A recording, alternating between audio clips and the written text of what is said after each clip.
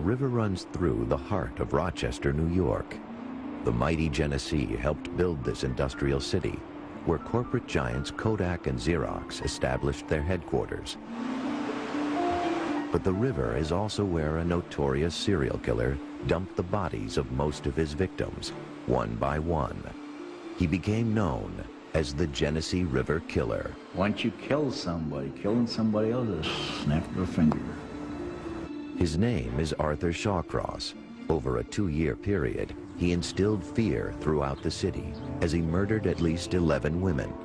I was convicted of 11, suspected of 19 more, and, I'm not going no farther. He preyed mostly on prostitutes, strangling and suffocating them with his bare hands. They weren't kicking at all. You hit the pressure point, you don't move. He mutilated some of the bodies and even claimed to have eaten their flesh. I don't know why I did it. It just something that happened in the spur of the moment. That was it. As the body count grew, the Rochester Police Department formed a task force that would become the largest in the city's history. We had a conference room, which we called the War Room. Photographs of the deceased were put on the wall. Any information that was gathered was put on the wall. The task force worked around the clock. Long hours, winter time, freezing, 18-hour days. It was rough for a year and a half. The entire city of Rochester was unnerved. There was an ominous cloud that kind of hung over the community. Certainly it's true it hung over law enforcement. From top to bottom, everybody was concerned about getting this guy. It all began on March 23, 1988, when a hunter stumbled upon a body in Salmon Creek and called police. The victim was identified as 27-year-old Dorothy Blackburn, a known prostitute. An autopsy revealed that she had been strangled. Dorothy was a tough street hooker, and if somebody tried to hurt her, she would fight. She wouldn't take any garbage. The city was hit hard by the crack epidemic, and certain areas like Lyle Avenue were flooded with prostitutes working for quick drug money. There's so many girls around, it was like a joke. Loaded with prostitutes, loaded with hookers, absolutely. Up and down the street, 24/7. Dorothy worked on Lyle Avenue, and to police, her murder seemed like a routine homicide. It's a dangerous occupation. It could be a John that didn't want to pay. It could be her pimp. So at that time, we had no idea. 7 months later, a man was rummaging through debris in the woods down by the Genesee River Gorge when he saw what he thought were the skeletal remains of a deer. Then he saw clothing nearby and called police. The body was so badly decomposed, it could not be recognized. We had to recreate her face, had the skeleton recreated into an actual face. After seeing the recreation in the newspaper, her father identified the woman as 28-year-old Anna Steffen, a prostitute from Lyle Avenue. The medical examiner ruled the cause of death as probable asphyxiation. Still, police didn't think the two murders were connected. In any urban area where prostitution occurs, there may be violence involving prostitutes. So I think initially there wasn't a real alarm. Almost a year passed before police were called to the river once again. This time, it was the body of Patty Ives, a Lyle Avenue prostitute found on October 27, 1989. There were 3 prostitutes that we knew were prostitutes on Lyle Avenue, and they were hidden. And it's not like, somebody drags a prostitute in the alley and stabs her and leaves her lay. Somebody took the time to hide these bodies. And that's when I thought that we had a serial killer in Rochester. The police put Lyle Avenue under 24-hour surveillance and warned the women there to be on guard. We were telling them to be careful, work in pairs. If you're going to work the streets, work with somebody you know, don't be alone, and be very cautious. But it was business as usual for the elusive serial killer. Despite the massive police presence, the killings became more frequent.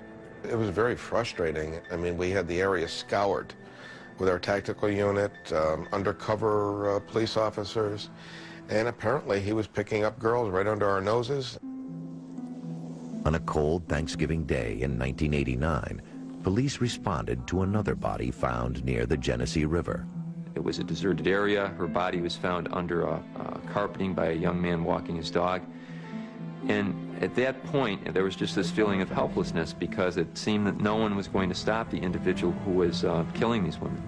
The victim was 29-year-old June Stott. Can you tell us something about her physical condition? Describe how the body was? No, we can't, because that's all investigative information.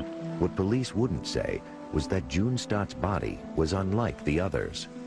June Stott was entirely different. She'd been subjected to a post-mortem mutilation, a very deep wound from the top of the chest down to the vaginal area, and had been eviscerated to a certain degree.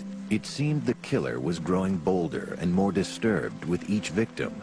The FBI was called in to help create a profile of the suspect. One of the first things we did is go out and take a look at the area, the crime scenes, where the bodies were dumped, get a look at the River Gorge area. They felt that the location of the dump sites was a clue to the killer's identity. People choose dump sites because they're comfortable or familiar with the area, probably a fisherman or familiar with that gorge area for reasons besides the homicide itself. The victims were also most likely familiar with their killer. How is he getting these victims? These women are terrified on the street. And the answer we felt was that he was a regular customer and that they knew him, and therefore they weren't afraid to get into a car.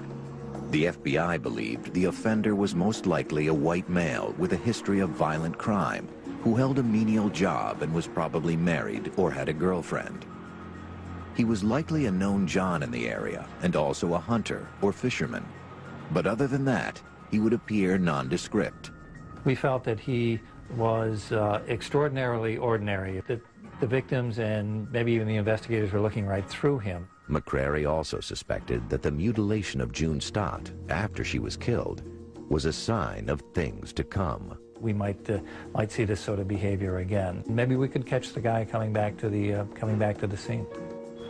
Even with the profile, the police weren't able to stop the killer from plucking women off the street. In a single month, December 1989, 4 more women were reported missing. One of them was Darlene Trippi. She didn't come home for Christmas, and it was her favorite holiday. So I kind of knew then and there that she wasn't with us anymore. Police began using a helicopter to try and find the bodies of the missing girls. On January 3rd, 1990, a state police helicopter spotted one and circled around.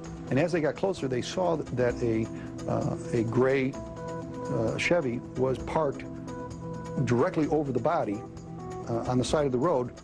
The helicopter radioed for ground support and followed the car as it drove several miles to the Wedgwood nursing home, where the driver parked and went inside. When police arrived, they asked the man who was driving the car to come outside and talk. Is this a coincidence that he happened to stop on this road directly over the body, just happened to be in the wrong place at the wrong time? They weren't sure if the mysterious man was connected in any way to the murders in Rochester, but they had plenty of questions, and a suspect more than willing to talk. I didn't have to tell them nothing. You know, they asked a question, I answered. On January 3rd, 1990, police began questioning 44-year-old Arthur Shawcross outside the Wedgwood nursing home in Spencerport, New York. They wanted to know why a helicopter had just spotted him near a dead body. He wanted to know what was you doing parked on the side of the road, so I told him I just had to urinate. Shawcross wasn't under arrest, but the investigators asked if he would go with them to the state police barracks. I said, you know, we need to get out of here. You know, there's just a lot of people around. It's awfully embarrassing, and I don't want you to be embarrassed. Do you mind coming with me? Shawcross agreed and even signed consent forms allowing police to search the car and his house. He was as calm as he could be. He was as cooperative as he could be. And it was almost as if he wanted not to draw attention to himself and try to come off as a regular guy. But when they ran the name Arthur Shawcross through the police computer, they discovered that he had killed in the past. Put his name in. The very first thing that pops up is burglary, arson, manslaughter. Well, now we know. We got a player. Without any evidence to charge him with a crime, the police tried to learn as much from him voluntarily as they could. The whole purpose of this interview was to elicit information. Made it clear to him that he's free to leave. You know, we just need to talk. Shawcross was more than happy to oblige. And they talked to me for half the night and didn't arrest me or nothing. The police took their time with Shawcross, asking about his childhood. He said he grew up in Brownville, New York, a small town near the Canadian border. Never really had anything bad to say about his parents, or his family, or his upbringing. After being drafted into the Army in 1967, he completed a tour of duty in Vietnam. And I went from Saigon, I went up to Pleiku, Central Highlands in Vietnam, and I went from Pleiku, I transferred, went to the 1st of the 14th Infantry to Kon Tum, Vietnam. Eventually, police asked him about the manslaughter charge. Shawcross hesitated, but then admitted that he had killed a young boy and girl in 1972. He had served 15 years in prison and was paroled to Rochester in 1987. He attempted to portray himself as very sad for what he had done, and he knew that this was a real bad thing. Shawcross also talked about his current life in Rochester. It turned out the car he was driving was owned by his mistress, Clara Neal, who worked at the Wedgwood nursing home. He was also married to a woman named Rose, his fourth wife, whom he had met while in prison. I was writing to a couple of teenage girls, and they were writing, then they introduced me to their mother, and I started writing the mother, and then the mother came to visit. Shawcross began living with Rose as soon as he was released from prison, and they eventually married. He was now working at night, chopping salads at a local food service company. But what really got the investigators' attention was when he talked about his favorite fishing spots. He's telling us about Genesee River Gorge. Well, we've got a body there. He's talking about another place. Well, we've got a body there. He likes to fish here. We had a body there. During the interview, the only time Shawcross became agitated was when they asked if he saw prostitutes. He would slam his fist on the desk and get very angry, and he would just erupt. He said, I don't do prostitutes. I don't hang out with prostitutes. He said, I've never been with a prostitute. After 8 hours of questioning, the police were forced to let him go. I certainly didn't believe at that point there was what the law calls probable cause to arrest him. They took his picture and dropped him off at his apartment late that evening. They had already searched it during the interrogation, and it was now under 24-hour surveillance. Overnight, detectives showed his picture around to prostitutes on Lyle Avenue. One girl picked him out immediately as being a regular of hers. She knew him as Mitch. I bought a jacket. On the back of the coat, 2-inch letters on the back, it says Mitch. You know, guys, people call me Mitch. You know, I just waved to them. The next day, 2 investigators approached Shawcross on the street and asked if he wouldn't mind answering more questions. I really thought at that point he was going to lawyer up. And when he didn't, I was never more surprised and relieved. If he lawyers up, end game, we can arrest him. Maybe. What, can we make it stick? I don't know. Shawcross got in their car, and they drove to the place where the prostitute said she and Shawcross had sex. I said, do you recall having sex with a prostitute at this location? He said, oh yeah, just once, I forgot. Having caught Shawcross in a lie, the investigators headed to the Rochester Police Department to interrogate him further. On the way, they passed the area where Shawcross had picked up the prostitute who had ID'd him. They told Shawcross they knew more. And I again informed him, this is where you picked up a prostitute, and she's cooperating with us, and that she also saw you with Elizabeth Gibson on the 11 hours before she was killed. Elizabeth Gibson was a prostitute whose body was discovered just a few weeks earlier in the woods by a hunter. The detectives bore down on Shawcross. Explain how you were seen with this girl, Elizabeth Gibson. 11 hours later, her body was found. We have paint chips at the scene. We have tire impressions. At that point, he was asked if anybody else was involved in this, namely his wife, Rose. They started threatening my wife and started threatening Clara. Yeah, finally, he just gave up. He puts his head down and he goes, she's not involved. After only a half hour of questioning, Arthur Shawcross admitted killing Elizabeth Gibson. He had strangled her, and he said the reason being is they were having sex and she scratched his eyes. And he got carried away and suffocated her, strangled her. He didn't mean to kill her, he said, but he was irate because she had scratched his eyes. But it would take 4 more hours till Shawcross came completely clean. Police confronted him with a matching earring from another victim found in his car. Shawcross cracked. I just get a big knot in my chest, and I said, yeah, think to myself, it's over with. The cops gave Shawcross a stack of photographs of dead and missing women. And he went through them like a deck of cards, and he'd sort them out and show us the ones that he was responsible for killing. When it was over, there were 11 pictures in Shawcross's pile. After I admitted to the 11, it was like a big weight fell off me. Almost as shocking as the number of victims was Shawcross's lack of emotion. He showed no remorse. I don't believe he had any conscience at all. Nothing. We asked him, could you give us a reason why you did this? And his reason was just taking care of business. With the Genesee River Killer finally off the street, the entire city of Rochester breathed a sigh of relief. We left the room, and there were probably 40 police officers, commanders and officers, that had tears in their eyes. This was over. But as more details about Arthur Shawcross were revealed, the relief would be replaced by rage. I could not believe that they let him out after killing 2 kids. I was livid, and I still am very angry. It all could have been prevented.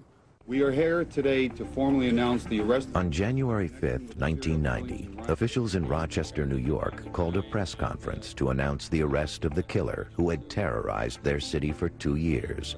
This investigation has resulted in the arrest of Shawcross in 8 of the murders, and 3 additional murders will be presented to the Monroe and Wayne County grand juries. There was satisfaction that all the hard police work had finally paid off. They didn't see a Thanksgiving. They didn't see a Christmas. They didn't see their families for days on end, but they brought the killer to justice. But there were hard questions as well. Shawcross had killed 2 children. Instead of being locked up for life, he was out walking the streets of Rochester 15 years later. I get tears in my eyes when I think about it. How could a guy kill 2 children and still be walking free? It's obscene. As his trial loomed ahead, his personal history was examined closely to ascertain his life story. We were able to obtain his school records back from Watertown, his military records, his records from the correctional facilities in which he had been incarcerated. And to me, what it painted a picture of is somebody who was antisocial, somebody who was a violent individual. Start sweating. He also underwent a battery of psychiatric interviews to try and make some sense of his grisly crimes. Just a funny feeling, and I strangled with one hand. He told shocking stories of sexual abuse and cannibalism. No. But his accounts didn't always match up, and some questioned their validity. Do guys like this lie? Absolutely. Shawcross claims that starting at a young age, he was sexually abused by his mother and one of her friends. Things happened in my house when I was 4, 7, 9, between my mother and who I thought was my aunt, was my mother's girlfriend, right? He also claims he had sex with his sisters. Me and Jeannie, we were 9 or 10, and I'd do things with Jeannie. I did it once with Donna, once with my cousin Sandra, a couple of times with my cousin Linda. He wrote to one of his psychiatrists to have engaged in sexual acts with a wide variety of not only people but animals. But all of Shawcross's family members have vigorously denied the allegations. He claimed to be abused by a wide variety of individuals. The only one's word for that was Arthur Shawcross. The eldest of 4 children, Shawcross began showing signs of trouble during his childhood, evidence to defense psychiatrist Dorothy Lewis of abuse at home. Throughout his childhood, there are allusions to his running away from home. The abuse at home would seem to have been so severe that he had good reason to to run away. He also stood out at school. He was considered very peculiar by his teachers, and he would hide under the radiator or hide under the teacher's desk, and he couldn't relate to other children in a normal fashion. He was constantly getting into fights and getting into trouble. That's a hellraiser. He got on the school bus with a lead pipe, and he threatened the other children there. This is not just being aggressive, this is really being violent. Shawcross's first brush with the law came at age 18, when he was arrested for breaking into a department store. Not long after, he married his first wife. I met my wife at the family bargain store, where you get all your bargains. They divorced 2 years later in 1967. That same year, he was drafted into the Army. He married again before leaving for Vietnam. Vietnam is a beautiful country. There's a lot of resources in Vietnam, but man, there's a lot of hell over there. His tour of duty would be a seminal period in his life. The military taught you how to kill, didn't teach you how to stop. It is in Vietnam where he says he first tasted human flesh. Well, I took 2 heads off 2 female enemies, and I don't know why, but I took the left leg from the knees to the hip. I had a little fire, and I was cooking that leg. He also says he was haunted by what he had seen and done during the war. I had like nightmares all the time. In the spring of 1969, Shawcross was honorably discharged. I'm home 3 days. My mother says, "Aren't you going to go see your wife?" I asked Mom, "What wife? What are you talking about?" I'd forgot I was married. Their marriage didn't last. His second wife divorced him after he was arrested again, this time for burglary and arson. Shawcross had set fire to a barn and 2 factories. Those fires were set for another reason, and I can't talk about it. Other people were involved. He was sent to Attica for 5 years, but was released on parole in 1971 after serving only half his sentence. When you first get in prison, you can learn about every crime there is, how to do anything you want. After his release, he married again and moved to Watertown, New York, a few miles from his hometown. Then, just 6 months later, a 10-year-old boy, Jack Blake, went missing in Watertown. 4 months later, an 8-year-old girl, Karen Ann Hill, also went missing. Her body was discovered under a bridge. Someone had raped and suffocated her by stuffing her mouth with leaves and dirt. A police dog led authorities from the bridge to the home of 27-year-old Arthur Shawcross. He was arrested.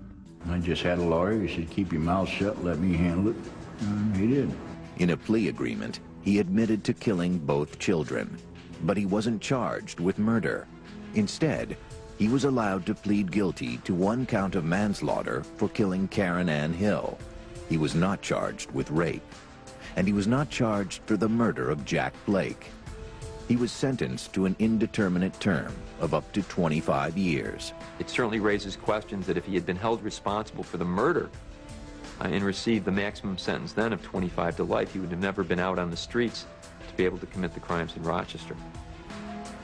Today, Shawcross refuses to even talk about the 2 murders. I just don't want to bring up those memories. It's too painful, there's a lot of shame, and I regret it badly. But after serving 14.5 years for killing a child, he would be released and soon start killing again. On April 29, 1987, Arthur Shawcross was released on parole from prison after serving 14.5 years for killing 8-year-old Karen Ann Hill. I walked out the front door, you know, it was like a different universe. The door closed behind you. You just don't turn around and look back.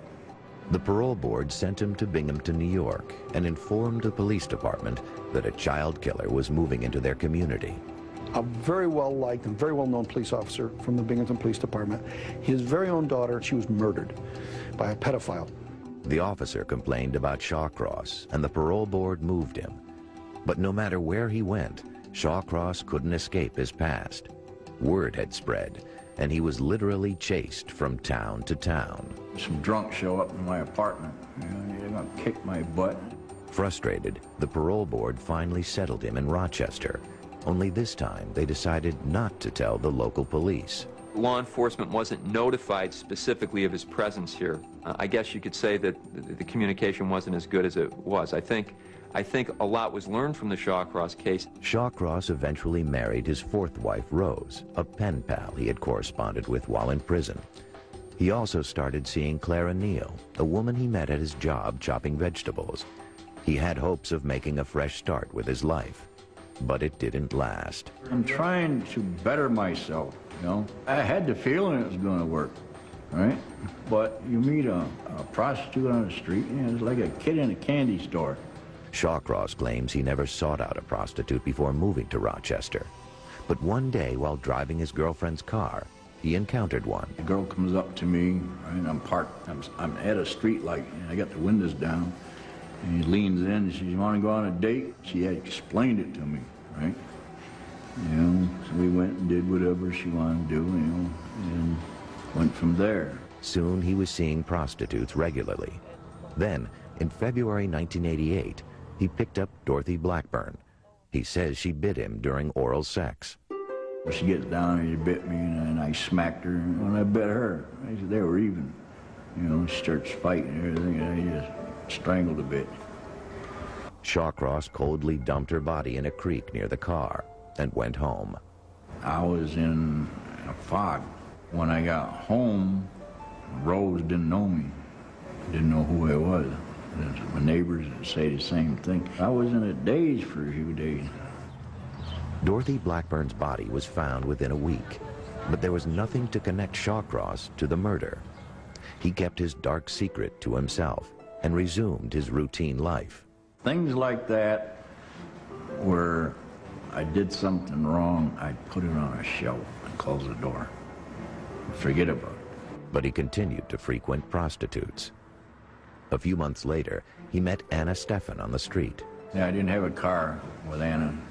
I was walking up Lake Avenue, and this girl comes up, you know, right out of the blue, tell me what she wanted, you know.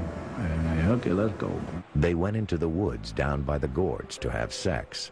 And when she got her clothes off, they strangled her right there. Her skeletal remains were found about 2 months later in a pile of debris next to the river. He was careful to isolate his victims, carefully to secrete their bodies. That perhaps contributed to him being able to remain out as long as he did. After murdering Anna Steffen, Shawcross didn't kill again for almost a year. You know, I wasn't seeing too many prostitutes on that side of the river. But old habits died hard. Shawcross resumed his killing spree in June 1989. 59-year-old Dorothy Keeler was a homeless woman he had befriended several months earlier. I got no place to live, you know, it was near wintertime. And I said, well, I'll tell you what. And he said, you clean my apartment for me and my old lady. And I said, I'll give you $4 an hour and you can live there. But Shawcross says when she started to steal from him, things got ugly. One day we went down to Genesee River, and we were talking about it. And we got mad, and I just picked up a log that was sitting there and whacked her. And she went down like a cold stove steer. He was just as comfortable killing people he knew as he was in killing strangers, and he had no guilt, no remorse, no empathy about any of that, and those are the hallmarks of a violent psychopath. Soon, Shawcross was killing more frequently, even as the task force set up to catch him swelled to nearly 100 officers and detectives. This is exciting for him. It's proving that he's smarter than the rest of us. It's very intoxicating, and they like it, and they just escalate and go at it more and more frequently. Before 1989 came to a close, he would take the lives of 8 more women. Well, I was finishing up, and I was just looking for the rest of them. By November 1989, Arthur Shawcross had killed 4 women in Rochester, New York, in just under 2 years. The only thing I can figure, once you kill, it's easier than on. You know, you don't forget it. Over the next 2 months, he took the lives of 7 more. I'm finding them quicker. You know, it's on my mind, you know. Almost all his victims were prostitutes from Lyle Avenue. I mean, what do prostitutes represent? Well, there's sex. And so the guy, by killing prostitutes, clearly is indicating he has a real dilemma in this area, a real problem, serious problem with this. The street of sin had become Shawcross's hunting ground. I just figured I'm going back in that area and get the rest of them. The police set up a dragnet to try and catch the brazen killer. They had undercover details among the prostitutes. They interviewed the prostitutes. They issued cautions to the prostitutes. But as the bodies kept turning up, there was this feeling of helplessness on whatever we seem to do is not leading to a positive result. The task force checked to see if any violent felons had been released to the Rochester area, but Shawcross's name never surfaced. He was brought into Rochester more or less secretly. Nobody was, really, nobody was notified. Shawcross knew the cops were actively searching for the killer, but that didn't stop his rampage or even slow him down. When you're doing things like that, you don't think about it. It's just instant. I think after a while it became a game. He evaded capture for 2 years. I think while Arthur Shawcross was not book smart, I think he was very street savvy. Shawcross was known to frequent Dunkin' Donuts where police officers assembled, maybe keeping his ear to the ground. So we're sitting there conversing, and he's pointing out all the decoys. The women were aware they were being targeted and had their guard up. But Shawcross was a repeat customer and fooled them into thinking he was a safe date. And then picking up the girls I took out before, so they know who I am. Shawcross even told his wife and others to watch out for the killer. I was in that role like Dr. Jekyll and Mr. Hyde. I was telling Rose, I said, be careful where you're going. My neighbors, I'd escort them downtown. As Shawcross's killing spree continued, it also became more gruesome. His 6th victim, June Stott, found on Thanksgiving Day, had been mutilated. I took the body, I split it open. Right? I don't know what I was thinking. She was cut from the base of her sternum to her pubic area, and obviously it seemed that the level of violence was increasing. What we're seeing is really the underlying pathology of the offender coming out. These are definitely sexually violent crimes, and I think that the mutilation of the vaginal area of June Stott is just another manifestation of that, another focus on that underlying problem. Soon, 2 more women were reported missing, 22-year-old Maria Welch and 32-year-old Darlene Trippi. Every time the phone rang, my heart would go to my feet. And I would be hoping it was her, Their bodies weren't found until Shawcross led police to the dump sites after his arrest. And it was very difficult, because I'm the older sister, and I just couldn't take care of her. I couldn't help her then. His 10th victim, June Cicero, was reported missing just a few days before Christmas. It was her body the police helicopter spotted, with Shawcross parked nearby on January 3rd, 1990. June had also been mutilated post-mortem. He'd come back and cut the vagina of June Cicero. The next day, before Shawcross had confessed, police found his final victim, Felicia Stevens, whom Shawcross says he strangled with the power window of his car. Stick her head in the door, and I got a button by the door, and I just pulled the button up and drove away, and she's still there. That same day, January 4th, 1990, Shawcross confessed to 11 murders. He led police to the bodies of Maria Welch and Darlene Trippi, the last 2 women reported missing by their families. She was a wonderful girl. She loved children.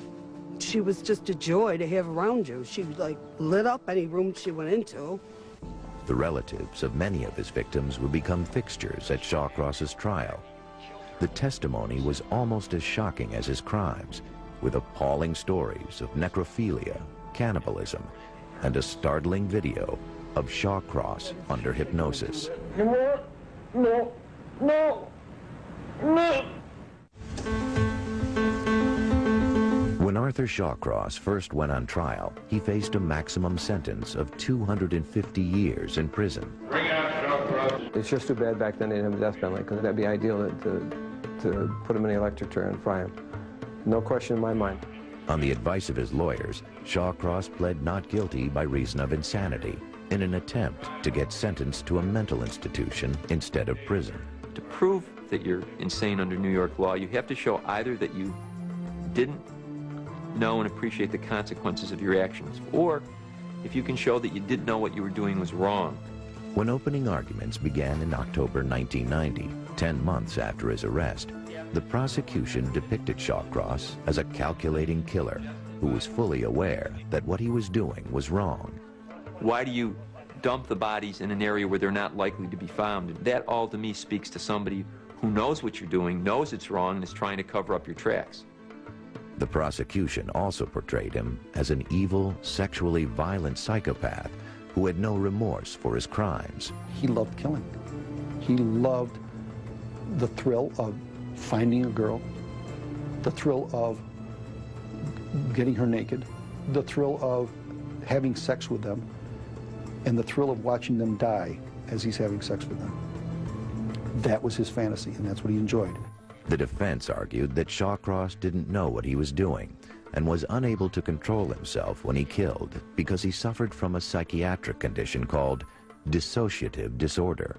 We all, to a greater or lesser extent, dissociate, get wrapped up in our own thoughts, miss the exit on a highway. He did have these episodes that could be triggered by emotional things, and when this occurred, whoever was there would be the victim. This was a severely disturbed individual. The defense hired psychiatrist Dorothy Ortnow Lewis to evaluate Shawcross and testify. The time that these acts were committed, he was absolutely incapable of either appreciating the nature of the acts or the consequences. She argued that his violent dissociative states were caused by a toxic mix of brain lesions, sexual abuse as a child, and post-traumatic stress disorder caused by Vietnam. When you bring together an individual who does have brain damage and dysfunction, and you raise that child in a violent, abusive, threatening household, then you really have a time bomb that you've created. Shawcross never took the stand, but the defense played videotapes of him, supposedly hypnotized by Dr. Lewis, reliving sexual abuse by his mother. She put a stick in there. She put a stick in there? Broomstick. She put a broomstick where? She put a broomstick where, Artie? My butt.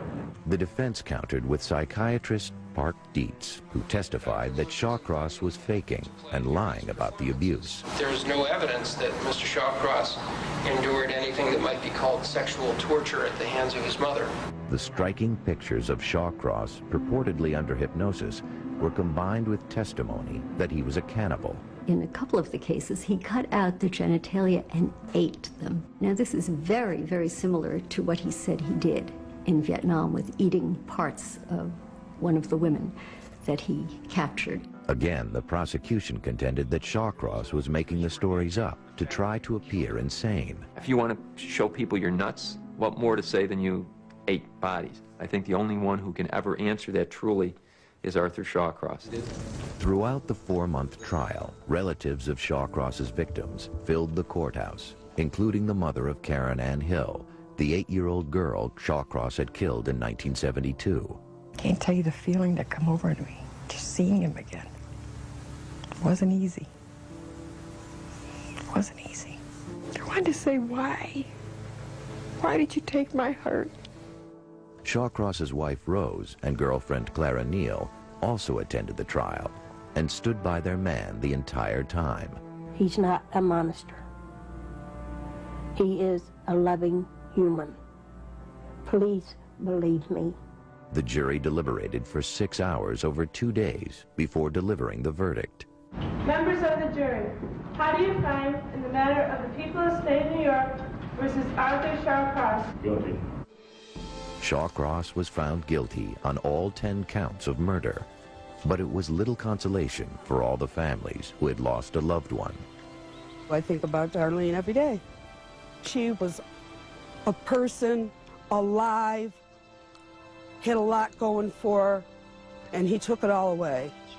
Shawcross was sentenced to the maximum, 250 years in prison. All of us wish to understand what it is that happened.